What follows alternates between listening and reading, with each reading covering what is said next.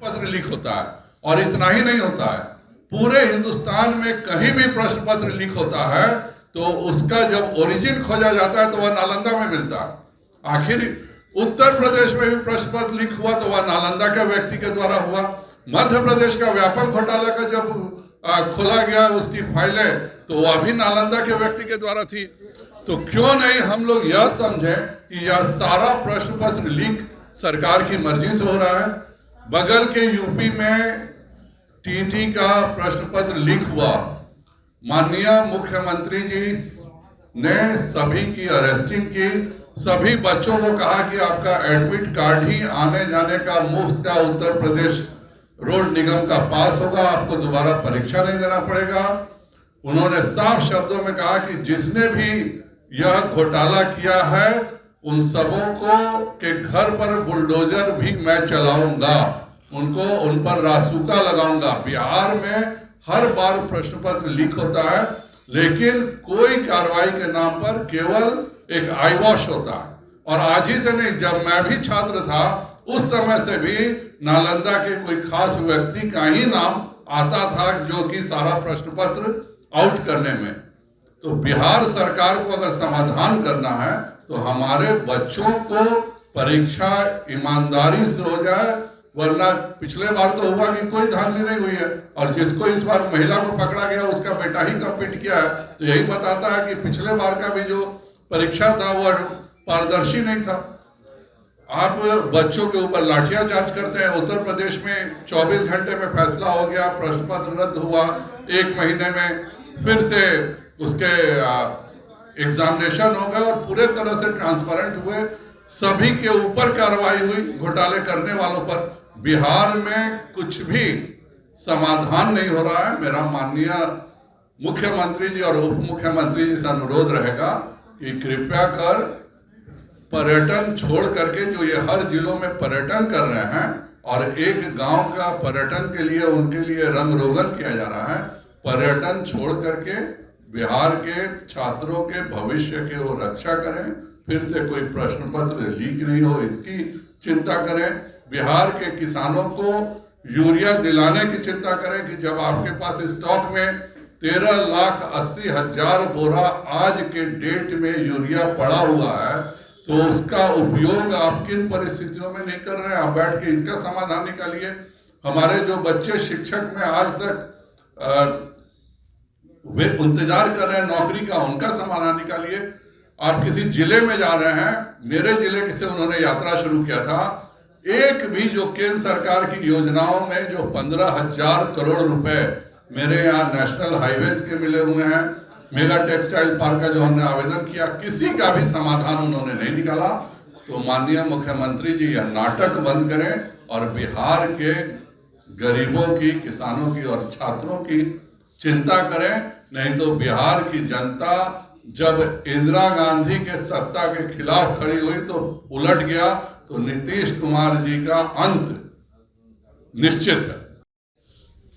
आप जरूर जो करना है कीजिए, किसी भी अगर आप कोई कॉलेज खोल रहे हैं तो उससे हमें क्या एतराज है, लेकिन जो हमारे बच्चे 4-4 साल से इंतजार कर रहे हैं, आप 5,000 नौकरियां प्रोफेसर की बाकी हैं। ये सेशन लेट होने में सबसे बड़ा कारण यह है कि बिहार में किसी भी यूनिवर्सिटी में अपना स्ट्रेंथ का 25% प्रोफेसर नहीं है।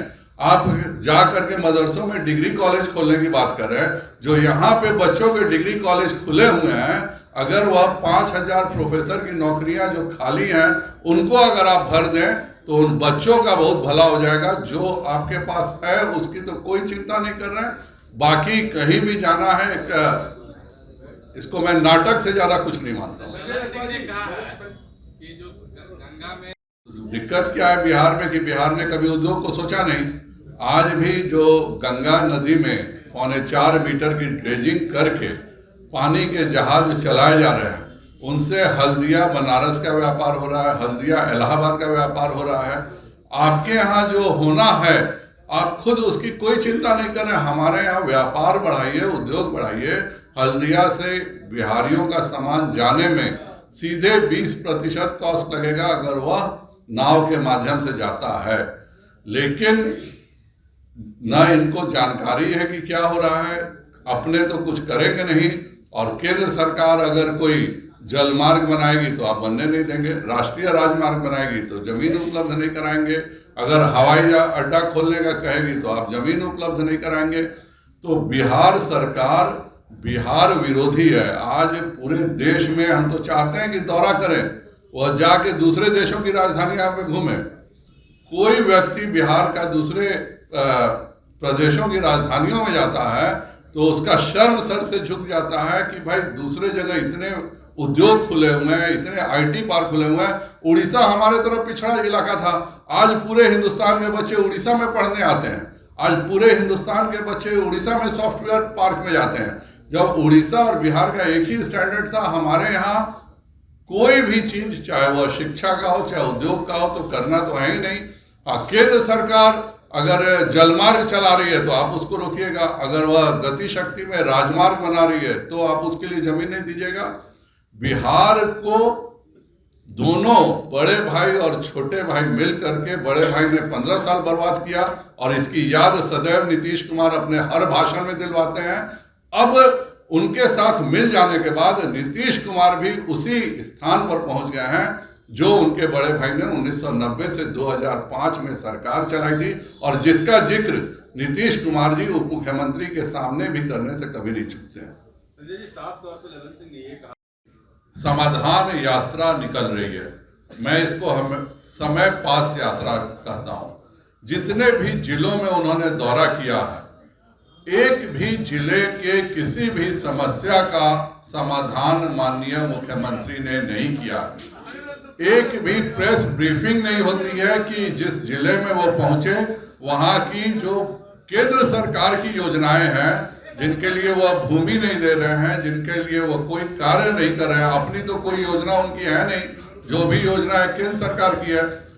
एक गांव को 15 दिन पहले से बुला के रंग रोगन किया जाता है और उसी गांव के विकास को माननीय मुख्यमंत्री जी पूरे बिहार का विकास स्वयं ही समझ लेते हैं।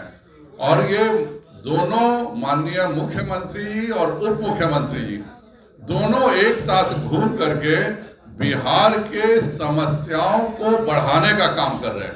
मैं इसलिए ऐसा कह रहा हूं कि लगातार आज भी पूरे मीडिया में बक्सर की तस्वीरें मैं देख रहा था कि किस तरह से खाद के लिए लाइन लगी हुई है।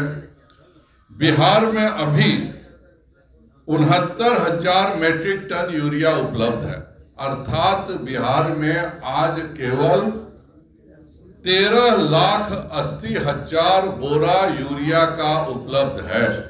और आज से पहले पिछले 30 दिनों में कभी भी 13,80,000 बोरा से कभी भी कम यूरिया बिहार में उपलब्ध नहीं रही है।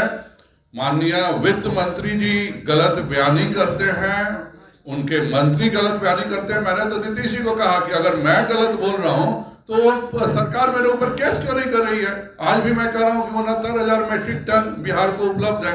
69,000 मेट्रिक टन को उतना ही नहीं, डीएपी 1,09,000 मेट्रिक टन है, एमओपी 37,000 मेट्रिक टन उपलब्ध है, एनपीकेएस 93,000 मेट्रिक टन उपलब्ध है। तो जब यूरिया 13,80,000 बोरा बिहार में उपलब्ध है, फिर किस परिस्थिति में हमारे किसानों को नहीं मिल रहा। अगर यह समाधान नीतीश कुमार जी करते तो एक बिहार के किसानों को मदद होती।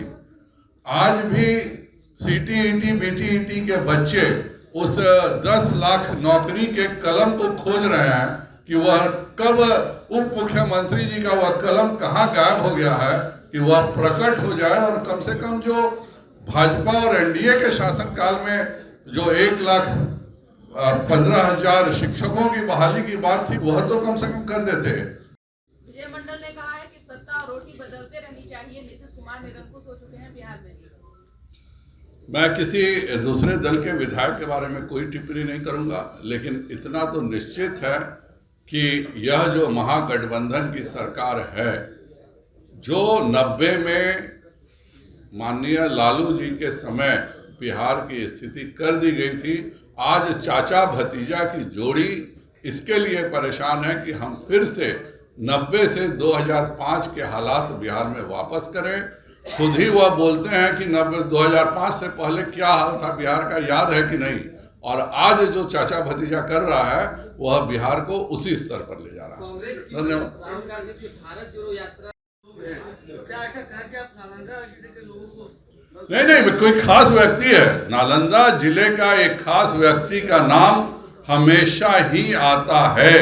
जब भी आप देखिए, तब व्यापम घोटाला में हो तो क्या उसको प्रोटेक्शन देने का काम माननीय मुख्यमंत्री जी कर रहे हैं क्या? यह कैसे हो रहा है कि बिहार का हर परीक्षा लीक हो जा रहा है और जो व्यक्ति है वह व्यापम घोटाले में भी उसी का नाम आता है। उत्तर प्रदेश का KGMU का सीनियर रेजिडेंसी घोटाला होता है तो उसी व्यक्ति का नाम आता है। उत्तर प्रदेश में अभी जो कार्रवाई हुई है सबों पर, उसका जब किंगपिन खोजा जा रहा है तो पता चलता है कि उसका किंगपिन बिहार में मौजूद है। तो क्या यह व्यक्ति सरकार के मदद से पिछले 25 वर्षों से क्वेश्चन पेपर लीक करा रहा है क्या?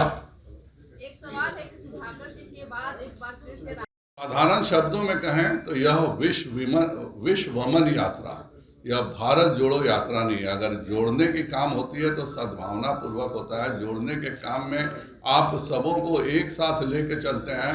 जोड़ने के काम में समाज को तोड़ने का काम नहीं करते हैं। जोड़ने के काम में आप लोगों को तोड़ने का, लोगों के खिलाफ बोलने का काम नहीं करते हैं।